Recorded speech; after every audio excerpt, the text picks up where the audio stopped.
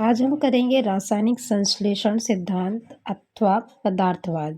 इससे पहले हमने करा था ब्रह्मांडवाद कॉस्मोलॉजिक थ्योरी, जिसमें हमने देखा था कि जीवों की उत्पत्ति के संबंध में वैज्ञानिक रिक्टर ने वर्ष 1865 में ब्रह्मांडवाद प्रस्तुत किया। इस सिद्धांत के अनुसार पृथ्वी पर क्या हुए विद्वान जीवों की उत्पत्ति पृथ्वी पर नहीं हुई है, बल्कि ब्रह्मांड के अन्य ग्रहों से साधारण कण बीजाणु पृथ्वी पर आए। वैज्ञानिक हेल्महोल्ट्ज ने 1884 में यह अनुमान भी लगाया कि पृथ्वी पर गिरते हुए उल्कापिंडों के साथ जीवद्रव किसी न किसी रूप में पृथ्वी पर पहुंचे। और नोबेल पुरस्कार विजेता आर्हीनियस, जो रासायनिक शास्त्री थे, ने भी वर्ष 1980 में यही विचार प्रस्तुत किया कि जीव संपूर्ण ब्रह्मांड में व्याप्त है तथा उनके जीवाणु एक स्थान से अन्य स्थानों तक स्वतंत्र रूप से विचरण करते हैं। आगे आज हम जो पढ़ेंगे वो है रासायनिक संश्लेषण सिद्धांत अथवा पदार्थवाद। इसमें देख रहे हैं जीवों की उत्पत्ति के विषय में ये परिकल्पना रूसी वैज्ञानिक थे, जैव रासायनिकविद कह सकते हैं, AI ऑपरिन ने वर्ष 1924 में प्रस्तुत की। यानी कि AI ऑपरिन ने जीवों की उत्पत्ति के विषय में ये प्रस्तुत की 1924 में AI ऑपरिन ने की, और इनकी पुस्तक का नाम था द ओरिजिन ऑफ लाइफ नामक पुस्तक में ऑपरिन ने अपना मत प्रस्तुत किया, व्यक्त किया। जीवन की उत्पत्ति जो है मूल अथवा आदि रस में कार्बन आधारित अणुओं के क्रमिक रासायनिक विकास के परिणाम स्वरूप हुई है। उनका ये कहना था कि जो कार्बन थे, कण थे, वो धीरे धीरे रासायनिक अभिक्रिया करते रहे, उसके परिणाम स्वरूप जीवन की उत्पत्ति हुई। यानी कि सीधी सी बात है, जीवन की उत्पत्ति मूल अथवा रासायनिक जो आदि रस है, प्रीमोर्डियल शॉप जो होते में कार्बन आधारित अणुओं के क्रमिक, जो कार्बन आधारित जितने भी अणु होते हैं उनमें रासायनिक क्रिया होती रही, और उसके परिणाम स्वरूप ये जीवन की उत्पत्ति हुई। लगभग इसी समय जब ये 1924 में AI ऑपरिन अपना मत प्रस्तुत कर रहे थे, लगभग उसी समय एक अन्य ब्रिटिश वैज्ञानिक थे, जीव वैज्ञानिक थे, JBS हॉल्डेन ने भी ऑपरिन का जो पदार्थवाद था के समान, पदार्थवाद क्यों, क्योंकि मूल और ये आदि रस क्या थे, पदार्थ थे, तो पदार्थवाद के समान सिद्धांत प्रस्तुत किया। इसलिए इस संकल्पना को सामान्यतः हम क्या कहते हैं, ऑपरिन हॉल्डेन संकल्पना। क्यों, क्योंकि दोनों ने मिलकर दी थी। इस जो पदार्थवाद था, इसमें क्या था, इसके मुख्य बिंदु क्या थे, तो देखते हैं। बाहर पृथ्वी का जो वातावरण था, अपने विकास के प्रारंभिक चरण में, जब पृथ्वी मतलब बढ़ रही थी, बन रही थी, उसके शुरुआती चरण में क्या हुआ, जो रेड्यूसिंग था, यानी कि अपचायक था। सबसे पहले पृथ्वी कैसी थी, अपचायक थी। इनमें जो ऋण आवेशों का आधिक्य था, मतलब ऋण आवेश बहुत ज़्यादा मात्रा में थे। ऑक्सीजन जो थी, जो मुक्त, मतलब हम कह सकते हैं कि ऑक्सीजन है वहाँ पर, तो ऑक्सीजन अनुपस्थिति मतलब अभाव था। तो पृथ्वी के वातावरण के अपने विकास के प्रारंभिक शुरुआती चरणों में पहले पृथ्वी कैसी थी, अपचायक थी। कैसी थी, और किसमें क्या थे, सबसे ज़्यादा ऋणावेश थे, अधिक सबसे ज़्यादा क्या थे, ऋणावेश थे। और क्या कमी थी, ऑक्सीजन की कमी थी, यानी कि वहाँ मुक्त ऑक्सीजन नहीं थे। ऐसी स्थिति में ऊर्जा के किसी बाह्य स्रोत की उपस्थिति, मान लो अब ऊर्जा तो आ नहीं रही है, तो कहाँ से, तो बाह्य स्रोत की उपस्थिति में सरल कार्बनिक यौगिक का संश्लेषण हुआ। कहाँ से हुआ, पराबैंगनी प्रकाश से, अथवा ये तड़ी जो बिजली चमकती है कि उपस्थिति में कार्बनिक यौगिकों का संश्लेषण हुआ। देखो क्या था, ऋणावेश बहुत ज़्यादा थे, ऑक्सीजन नहीं थी, बाहर से ऊर्जा लेकर आए, और उससे क्या हुआ, उनकी उपस्थिति में कार्बनिक यौगिकों को हमने क्या करा, सिंथेसाइज किया, संश्लेषण हुआ। सरल कार्बनिक यौगिकों के मध्य अभी सरल कार्बनिक यौगिक बन गए हैं। यानी कि ये सरल कार्बनिक यौगिक बने कब, जब पराबैंगनी किरणों से बाह्य स्रोत से उपस्थिति में हमने ये रासायनिक पदार्थों से बनाया और कार्बनिक यौगिकों का संश्लेषण हुआ। ये सरल कार्बनिक यौगिक आपस में ही अभिक्रिया करने लग गए।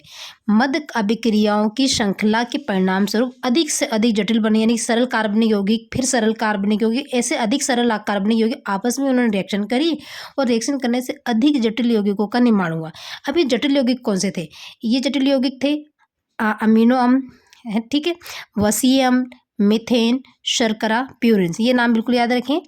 अमीनो अम्ल पहला है, अमीनो अम्ल, दूसरा था वसीय अम्ल, मीथेन, शर्करा, और फिर ये शुरुआती में क्या बने थे, ये सबसे क्वेश्चन पूछा जाता है कि शुरुआत में क्या बना पृथ्वी पर। सबसे पहले बना अमीनो अम्ल, क्योंकि बाद में रिएक्शन करके कुछ नए प्रोडक्ट का बनाएंगे। पहला बना अमीनो अम्ल, दूसरा वसीय अम्ल, तीसरा मीथेन, चौथा शर्करा, और प्यूरिन्स। ये इस तरीके से 4-5 पदार्थ बने। कार्बनिक पदार्थ मतलब ये जटिल थे, मतलब ये सरल कार्बनिक यौगिकों से बने थे और ये सभी के सभी कार्बनिक थे और जटिल कार्बनिक यौगिकों का इन्होंने निर्माण करा। चूँकि क्या हुआ, जो जीव था प्रोटोप्लाज्म के निर्माण में इन कार्बनिक यौगिकों की महत्वपूर्ण भूमिका है। हमारे जीवन की इकाई कोशिका होती है, मूलभूत इकाई उसी द्रव होता है, जिसे पुरकिंजन ने इसकी खोज करी थी। जीव द्रव का जब निर्माण हुआ तो इन कार्बनिक यौगिकों की महत्वपूर्ण भूमिका थी। इसलिए ये यौगिक जीवन की उत्पत्ति के आधार, तो क्वेश्चन पूछते हैं जीवन की उत्पत्ति के आधार में कौन से यौगिक थे? अमीनो अम्ल, वसीय अम्ल, मीथेन, शर्करा, प्यूरिन। कार्बनिक यौगिकों के संयोजन से, ये जो कार्बनिक यौगिक थे इनके संयोजन से इन यौगिकों के बहुलकों का निर्माण हुआ। बहुलक क्या होते हैं? जब चेन बन जाती है, जैसे कि देखिए कि मान लो ये कार्बनिक कंपाउंड है, ये सरल कार्बनिक यौगिक है, सरल कार्बनिक यौगिक, फिर सरल कार्बनिक यौगिक, ये सरल कार्बनिक की हमने एक श्रृंखला बना दी। अब ये सरल श्रृंखला के साथ एक और सरल श्रृंखला जुड़ जाती है तो जटिल शर्करा संगठन में ये सब क्या है, ये सरल है तो ये क्या बन गया, ये सरल से जुड़कर जटिल बने और दोनों जटिलों ने मिलकर एक यौगिकों का निर्माण करा। संयोजन से ये पूरा कहलाएगा बहुलक। ये क्या कहलाएंगी? बहुलक कहलाएंगी। या वाला जब सरल मिलकर जटिल बनाते हैं, फिर जटिल दो आपस में मिलकर यानी कि रिएक्शन कर ये मैं आप इमेजिंग डायग्राम में बता रही हूँ, आप समझ सकते हैं।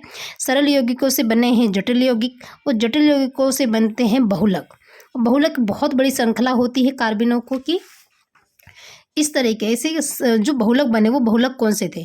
देखिए शर्करा से, ये जो शर्करा थी जो हमने पहले बनाई थी, जो सरल से जटिल बनी थी, जटिल शर्करा से बना स्टार्च मंड, ग्लाइकोजन शर्करा से क्या बना? मंड, ग्लाइकोजन व सेलुलोज, मतलब कि ग्लाइकोज। देखिए फिर से देखिए, ये जो शर्करा थी, शर्करा से क्या बन रहा है? मंड बन रहा है। ठीक है, अब दूसरा देखिए आप, ये पहला हमने बनाया शर्करा से क्या बना है? मंड बना है। और उसके देखिए ग्लाइकोजन से, ग्लाइकोजन ये भी जटिल है और दूसरा सेल्यूलोज भी जटिल है, सेल्यूलोज ये भी जटिल है। और हम बना रहे हैं पॉलीसेकेराइड। क्या बना रहे हैं? पॉलीसेकेराइड। और क्या बनाएंगे? पॉलीसेकेराइड के साथ आपको दिखाई दे रहा है यहाँ पर पॉलीसेकेराइड और वसीय अम्ल ठीक है, वसीय अम्ल बन रहा है। यानी कि शर्करा से क्या बनाया? शर्करा से हमने स्टार्च बनाया, ग्लाइकोजन और सेलुलोज से हमने पॉलीसेकेराइड और वसीय अम्ल, और ग्लिसरॉल से हमने वसा बनाया। ग्लिसरॉल से क्या बना? ये वसा बन गया।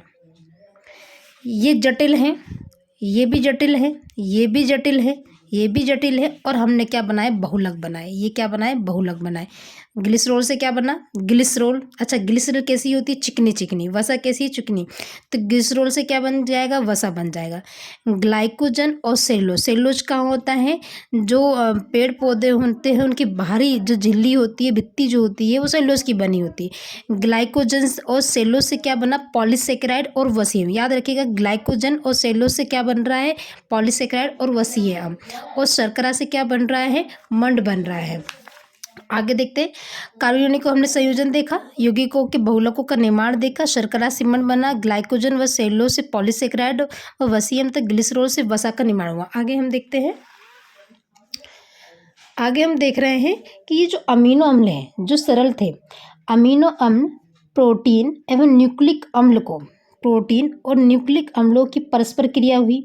जो प्रोटीन है यानी कि जो आपस में अमीनो अम्ल ने, प्रोटीन ने न्यूक्लिक अम्ल, इन तीनों ने आपस में रिएक्शन करी और क्या बना दिया? न्यूक्लिक प्रोटीन्स बनाए। न्यूक्लिक अम्ल से ध्यान रखिए, तीन कार्बनिक पदार्थों ने मिलकर, यानी कि जटिल थे, इन जटिलों ने मिलकर हम तीसरा प्रोडक्ट बना दिया, चौथा न्यूक्लियोप्रोटीन का निर्माण करा। किसने? अमीनो अम्ल, प्रोटीन, न्यूक्लिक अम्लों ने आपस में रिएक्शन करके क्या बनाया?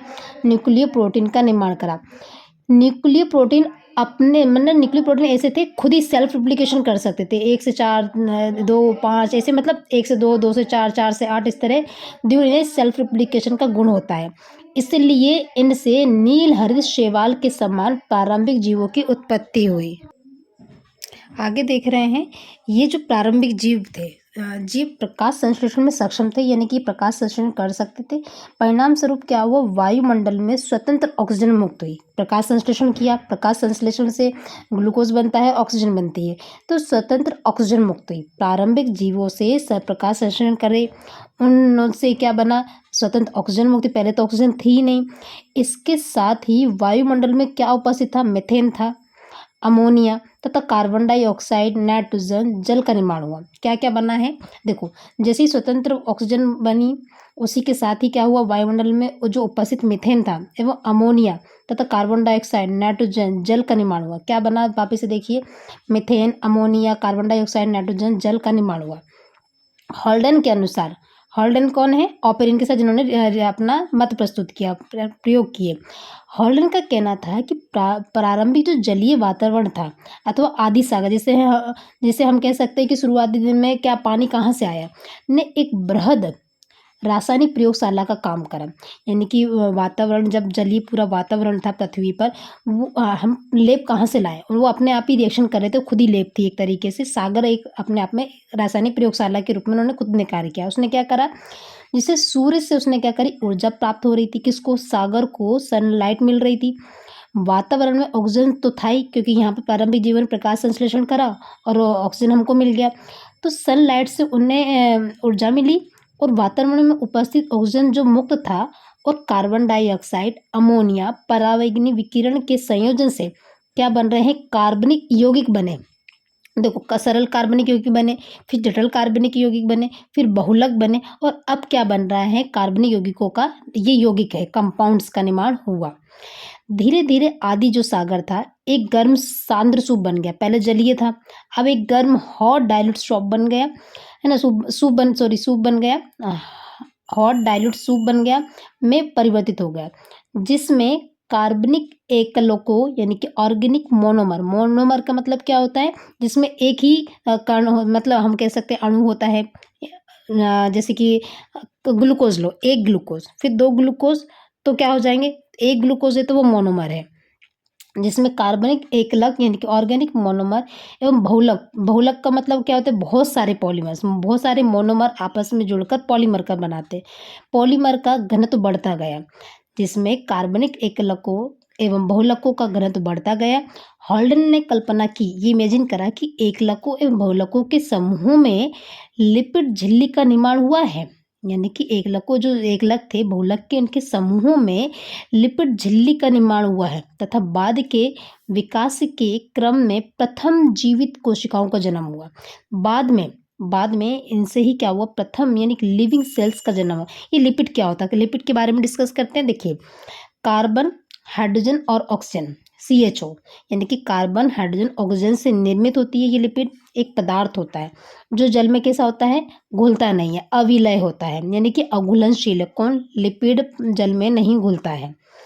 एवं एल्कोहल, ईथर, क्लोरोफॉर्म में विलायी। आप बिल्कुल नोट करिएगा कि लिपिड जल में अघुलनशील है, अविलय है, बल्कि एल्कोहल, ईथल, क्लोरोफॉर्म में ये घुल जाती है, यानी कि सॉल्युबल है। लिपिड जो होती है सजीव कोशिकाओं का महत्वपूर्ण तत्व है। जो जीवित कोशिकाएं होती हैं उनमें लिपिड सबसे महत्वपूर्ण तत्व है। लिपिड के अंतर्गत क्या आते हैं, इसमें क्या होती है, लिपिड में वसीय अम्ल, तेल, मोम, स्ट्रॉल या ट्राइग्लिसराइड को सम्मिलित किया गया है। वसीय अम्ल, तेल, मोम और स्टेरॉल को एवं ट्राइग्लिसराइड को सम्मिलित किया गया है। कार्बोहाइड्रेट, प्रोटीन तथा लिपिड पादप एवं जंतु की कोशिकाओं के प्रमुख संरचनात्मक घटक होते हैं। कौन कौन से, कार्बोहाइड्रेट, प्रोटीन और लिपिड। लिपिड के बारे में भी हमने पढ़ा कि लिपिड क्या होता है, कार्बन, हाइड्रोजन, ऑक्सीजन से बनी हुई होती है, जल में अघुलनशील होती है, अल्कोहल, ईथर, क्लोरोफॉर्म में विलय होती है। लिपिड सजीव कोशिकाओं में महत्वपूर्ण तत्व होता है। लिपिड में वसीय अम्ल, तेल, मोम होते हैं, स्टेरॉल होते हैं, ट्राइग्लिसरॉल को सम्मिलित किया गया है।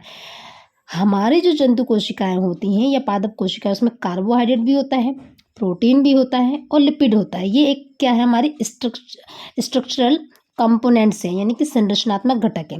अब हम बात कर लेते हैं ऑक्सीजन क्रांति। आपको पता है ना कि यहाँ पर हमने देखा था कि प्रकाश संश्लेषण हुआ, ऑक्सीजन आई। ऑक्सीजन क्रांति कैसे हुआ, रेवोल्यूशन कैसे हुआ, ऑक्सीजन रेवोल्यूशन कैसे हुआ, संपूर्ण ऑक्सीजन का उत्पादन कैसे हुआ? प्रकाश संश्लेषण करने वाले जीवों के द्वारा हुआ। ऑक्सीजन कहाँ से आई? जो जिसने प्रकाश संश्लेषण करा उनसे आई। जीवन की उत्पत्ति एवं विकास के एक लंबे कालखंड में प्रकाश संश्लेषी जीवों के द्वारा मुक्त की गई ऑक्सीजन से संपूर्ण वातावरण कैसा हो गया? ऑक्सीकारक बन गया, ऑक्सीडाइजिंग हो गया। बहुत सारे जीव थे, प्रकाश संश्लेषण रिएक्शन करते रहे, प्रकाश संश्लेषण करते रहे और ऑक्सीजन बन गया। यानी कि हमारे पृथ्वी पर ऑक्सीजन आ गया था। वातावरण की प्रकृति में ऑक्सीजन के द्वारा किए गए इस परिवर्तन को हम क्या कहते हैं? ऑक्सीजन क्रांति कहते हैं। प्रकाश संश्लेषण हुआ, बहुत सारे जीवों ने, मतलब जो जीव बने, प्रिमिटिव जीव बने, उन्होंने ऑक्सीजन करा था, ऑक्सीजन को जन्म दिया। मतलब जन्म कहते हैं, उन्होंने ग्लूकोज बनाया, अपना भोजन बनाया, प्रकाश संश्लेषण करा। अब हम देख रहे हैं मिलर उरे के प्रयोग, यहाँ तक हम कवर करेंगे मिलर और यूरे का। 1953 में हेराल्ड उरे तथा उनके शिष्य थे स्टेनली मिलर। सन याद करिएगा 1953 में। 1953 में हेराल्ड उरे और स्टेनली मिलर ने ऑपरेन हॉल्डेन जो कल संकल्पना था उसकी परीक्षण के लिए, जो ऑपरेन हॉल्डेन ने बनाया था उनके परीक्षण के लिए प्रयोग किया था। उन्होंने क्या करा? एक फ्लास्क लिया, कांच का फ्लास्क होता है, उसमें उन्होंने जल रखा, मीथेन रखा, अमोनिया और हाइड्रोजन गैस लेकर पृथ्वी के समान वातावरण बनाया। यानी कि उस समय जो प्रयोग चल रहे थे वो तो पृथ्वी पर हो रहे थे, पर उन्होंने सोचा कि मैं फ्लास्क को ही पृथ्वी की मान लेता हूँ, जैसा जैसा पृथ्वी पर हुआ है वैसा वैसा मैं फ्लास्क में करके देखता हूँ। उन्होंने जल लिया, मीथेन लिया, अमोनिया लिया और हाइड्रोजन गैस ली, और उन्होंने समान बिल्कुल जैसे पृथ्वी पर परिस्थिति थी वैसी परिस्थिति उन्होंने उपस्थिति करी। और उन्होंने उस समय तो सनलाइट थी, तो उन्होंने विद्युत धाराओं को लगातार कंटिन्यू बहुत उच्च गति से ऊर्जा प्रभावित की। 1 सप्ताह करने के बाद मिलन ने पाया कि जो फ्लास्क था उस फ्लास्क में अधिकांश जो अमोनिया थी और मीथेन थे रासायनिक अभिक्रियाओं में यूज हो गई। यानी कि अमोनिया मीथेन कहाँ गई? अमोनिया मीथेन कंज्यूम कर ली गई, उपभोग कर हो चुकी थी।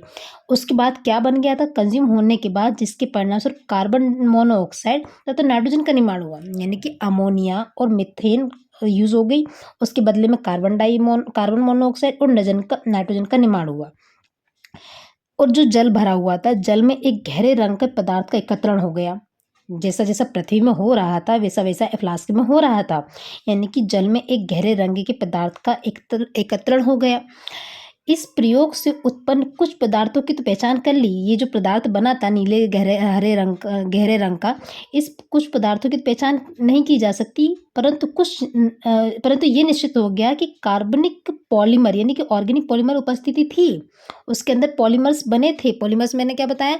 सरल कार्बनिक यौगिक से जटिल कार्बनिक यौगिक, जटिल कार्बनिक यौगिक से बनेंगे क्या बनेंगे? बहुलक बन जाएंगे। और बहुलक कैसे बनते हैं? जब मोनोमर, ढेर सारे मोनोमर आपस में जुड़ते हैं तो बहुलक बन जाते हैं।